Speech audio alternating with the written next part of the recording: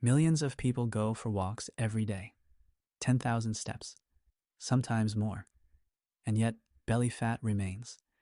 Not because they are lazy, not because they are not doing enough, but because their body does not receive the right biological signal while walking.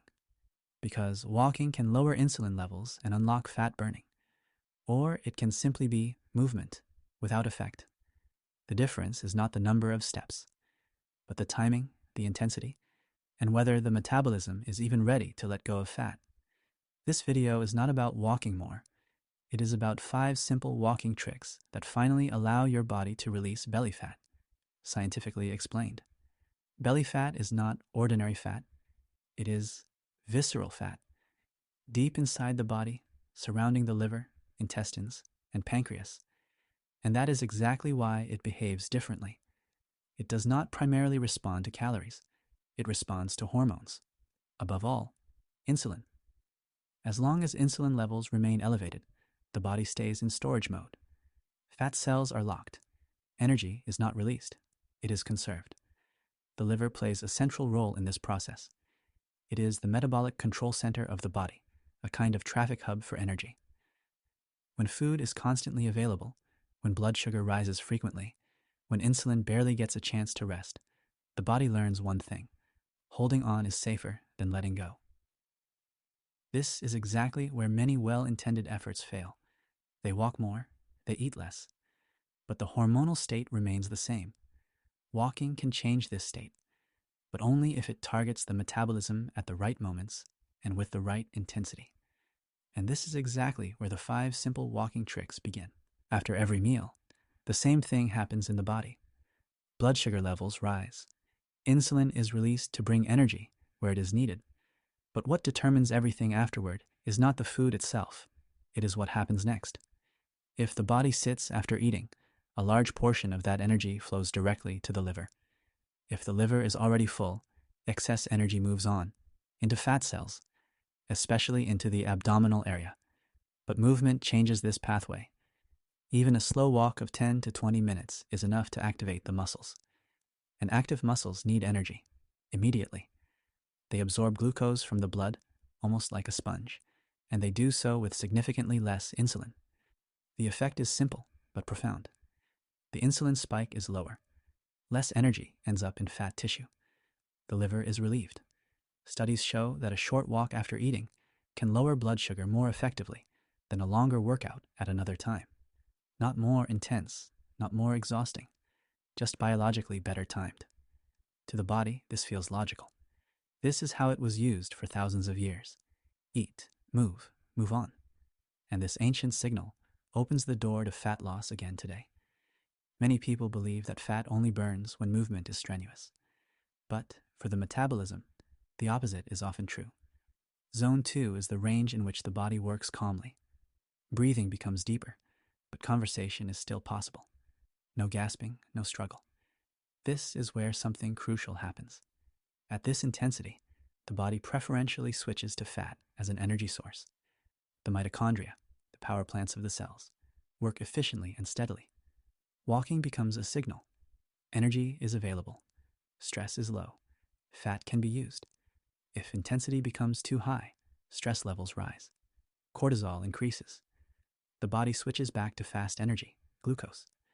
And belly fat is extremely sensitive to stress. It stays when the body feels threatened. Zone 2 feels unspectacular, but that is exactly what makes it so effective.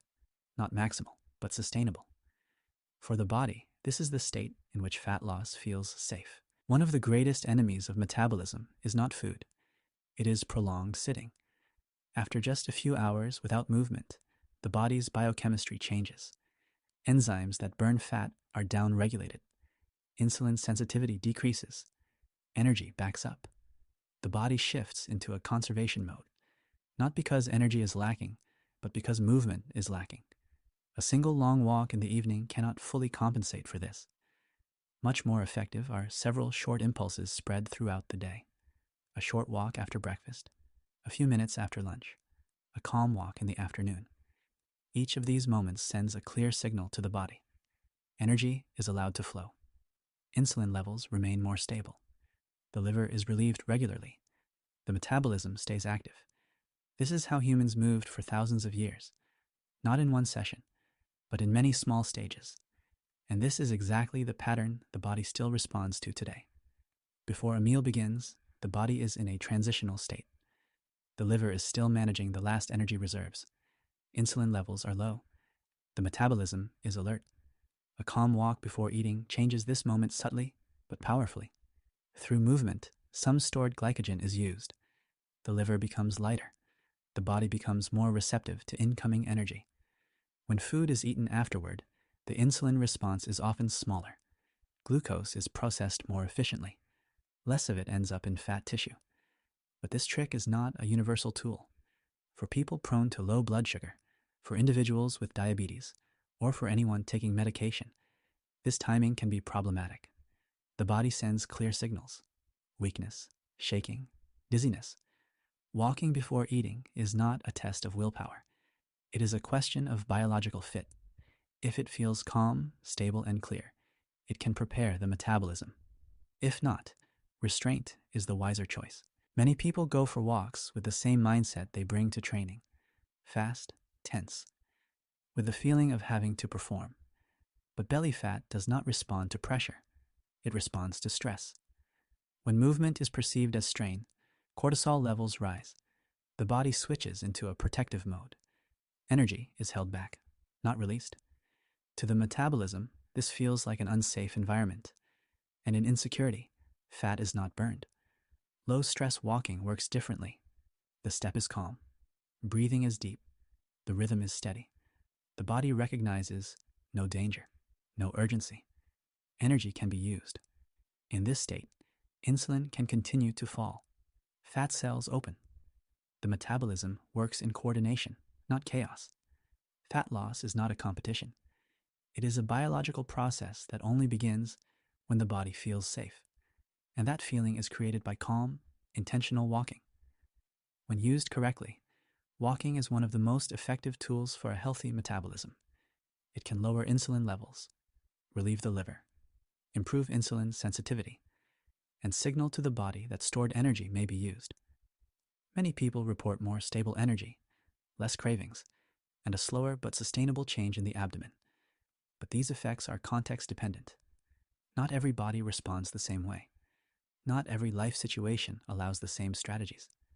People with diabetes, individuals with severe metabolic disorders, pregnant women, or people with eating disorders should make such changes only in consultation with medical professionals. This video does not replace medical advice. It merely explains how the body reacts under certain conditions. Belly fat is not a sign of failure. It is a sign that the body has learned to hold on to energy. Walking is not a punishment, and not a tool for self-optimization. It is a language through which the body understands whether it is in abundance, in stress, or in safety. The decisive question is not, how many steps do you take, but what signal are you sending to your metabolism? Timing, intensity, consistency, and calm. If you like, share in the comments when you usually walk, after meals, before, or in between. And if you are interested in how fasting, movement, and energy interact in the body, subscribe to the channel. The body is always working for us. Sometimes we just have to learn to listen to it again.